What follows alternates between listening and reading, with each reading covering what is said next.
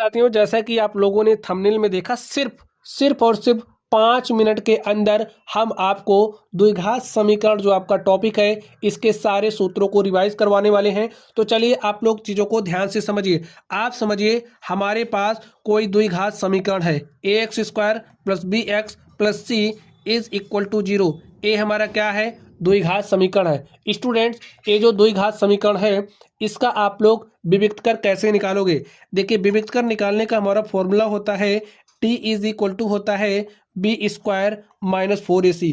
अब ये जो द्विघात समीकरण है इसके जो मूल होंगे, मूलों की प्रकृति आप इस विविक्त कर से विविक्त कर से ही जान सकते हो। कैसे?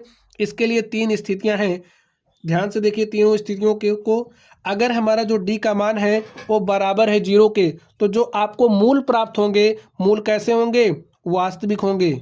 मूल आपके वास्तविक एवं समान होंगे। मूल कैसे होंगे? वास्तविक एवं समान होंगे। आगे ध्यान से देखिए, d का मान बड़ा है 0 से, तो जो आपका मूल होगा वो वास्तविक होगा तथा असमान होगा, यानी कि मूल आपके दोनों अलग अलग होंगे। चलिए आगे ध्यान से देखिए, अगर आपका जो d है वो क्या है? छोटा है 0 से, तो इस स्थिति में मूलों की प्रकृति क्या होगी? मूल आपके अवास्तविक होंगे। ठीक है। अब सवाल ये उठता है कि जो आपके मूल हैं, आप लोग मूलों को निकालोगे कैसे? भाई ये जो समीकरण है इसको कैसे हल करोगे? तो इसको हल करने की 2 विधि है।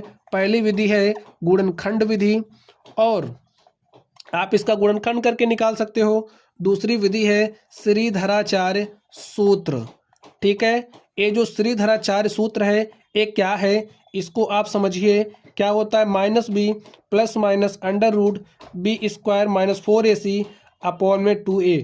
या तो आप इस तरीके का इस्तेमाल करिए इसको सॉल्व करने के लिए, या तो आप इस तरीके का इस्तेमाल करिए। चलिए आगे आप लोग ध्यान से देखिए, अगर आपके पास कोई द्विघात समीकरण है ax² + bx + c is equal to 0, तो इसको देख करके ही आप लोग मूलों का योग, क्या?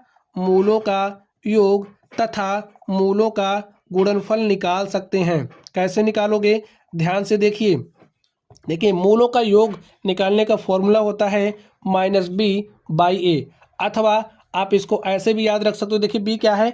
x का गुणांक माइनस टाइम्स ऑफ x का गुणांक बटे में x² का गुणांक। ठीक है। चलिए गुणनफल कैसे निकालोगे मूलों का? मूलों का गुणनफल निकालने का फॉर्मूला होता है c/a। c क्या है? अचर पद। तो कैसे याद करोगे? अचर पद बटे में x² का गुणांक। जो आपको सुलभ लगे वो आप लोग याद रख लीजिए। ठीक है। चलिए आगे हम लोग बात करते हैं। अब अगर आपको मूल दिए गए हैं तो आप लोग द्विघात समीकरण कैसे प्राप्त करोगे? अगर मूल अल्फा है, मूल बीटा है, तो द्विघात समीकरण आप कैसे प्राप्त करोगे? इसके लिए स्टूडेंट्स आप सूत्र समझिए, क्या होता है? x² minus times of alpha plus beta. Alpha और बीटा को जोड़ना है, फिर x से गुणा कर देना है, प्लस क्या लिखोगे? Alpha beta is equal to 0। या फिर आप लोग इसको कुछ इस तरीके से याद कर सकते हो, x² माइनस, ये मूल है ना, मूलों का आपने क्या लिया है? योगफल। तो मूलों का योगफल लेना है, मूलों का योगफल इनटू में x प्लस मूलों का गुणनफल। लिखिए, मूलों का गुणनफल इज इक्वल किसके हो जाएगा? 0 के। तो स्टूडेंट्स इस फॉर्मूले का इस्तेमाल करके आप लोग मूल दिए होने पर द्विघात समीकरण को प्राप्त कर सकते हैं। तो चलिए आप लोग पढ़ते रहिए, पेपर में अच्छा करिए। हाँ, अगर ना समझ में आया हो एक बार और पढ़िए, फॉर्मूला एकदम तेजी से आपके दिमाग में घुस जाएगा। तो चलिए आप लोग पढ़ते रहिए। Thank you.